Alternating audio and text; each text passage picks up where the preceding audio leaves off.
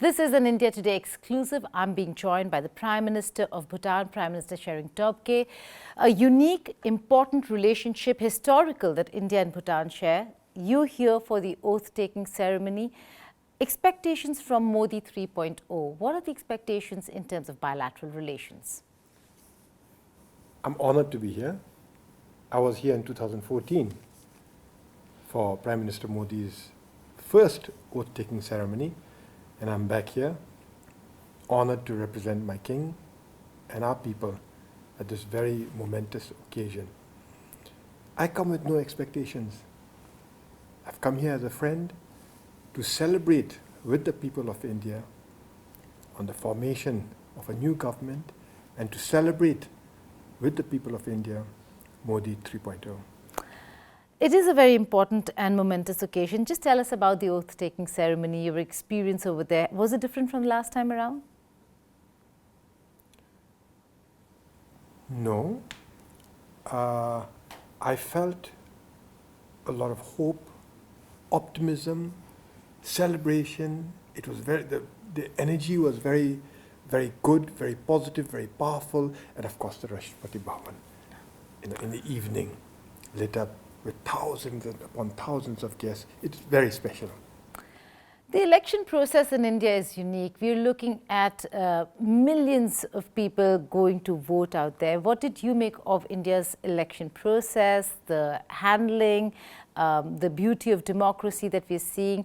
What was Bhutan's view? What was your view? My view is that it is an example of democracy.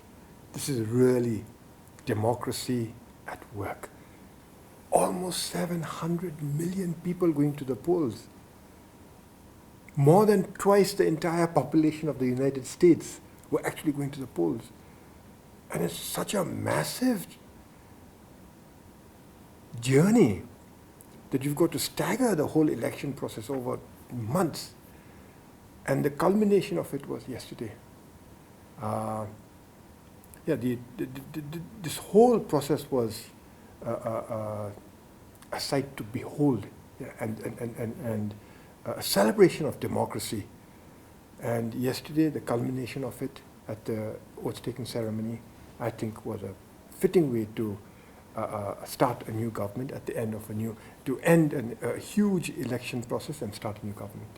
There must be some plan for Bhutan and India for the next 5 years in terms of projects, connectivity. You were here at the India Today conclave not so very long ago talking about a beautiful city that's being built in Bhutan. Is tourism also going to be a focus apart from connectivity, hydro projects that the two countries really look at?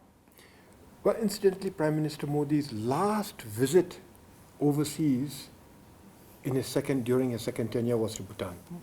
And I mentioned this is relevant because during his visit to Bhutan, he announced an assistance package, a very generous assistance package to Bhutan, several packages in fact, the first being the economic stimulus plan, which was 1,500 crore rupees to stimulate our economy, which has not quite rebounded after the COVID. The second is assistance to our 13th five-year development plan, which begins on 1st July in a few weeks. And there, Prime Minister Modi has announced that an Indian assistance of 8,500 crores over 5 years. And then we have our traditional partnerships in terms of hydropower development. And a big one is the Gelifu Mindfulness City, where Prime Minister Modi and the government of India have been extremely supportive in starting this royal vision. Speaking of royalty, you just mentioned it, so let's talk about the royal family. The royal family has had very close relations with the Gandhi family. Looking at the elections, looking at the results, is there any message? How do you see Rahul Gandhi's performance? Is there any message for him over here? Well, yes, our royal family have very close relations with the Gandhi family, but let's not forget, our royal family have close relations, very close relations with the cross-section of Indian society. But since you're talking of politics right here and politicians, our royal family maintain very close, genuine, friendly relations with many political parties, including the Indian National Congress, the BJP and the BJP allies, as indeed the government of Bhutan. Yeah. Our friendship is not based on individuals and political parties. It transcends all that.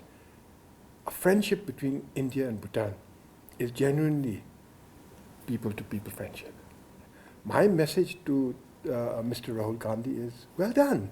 He's worked very hard. He's gained a lot of traction, and that shows in the results. Right. And who would know better than you, who also fought a very, very brilliant election in Bhutan? You've been following our elections. Absolutely. Yeah. My first elections, we got trounced, but we were in opposition. The second elections, we were fortunate and we were in government. I was there. The third elections, we got kicked out, booted out of the parliament. Yep. And the fourth elections, we are back. That's democracy. But again, being true to this democratic system, how are you now going to engage the opposition? Because it's not one party, it's not INC anymore. Like we're looking at an NDA coalition, we're looking at an opposition coalition. That's the India bloc. I don't see opposition, I see friends. It doesn't matter where in the aisle they're sitting, I see friends.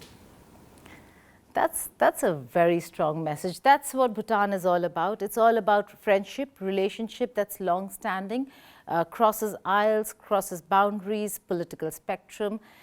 Prime Minister Tobgay, thank you so much for joining us here on India Today. We just hope the ties between India and Bhutan continue, and the mention of how you're looking at a 5-year vision with this government surely is going to be something that we look forward to. Thank you so much. Thank you.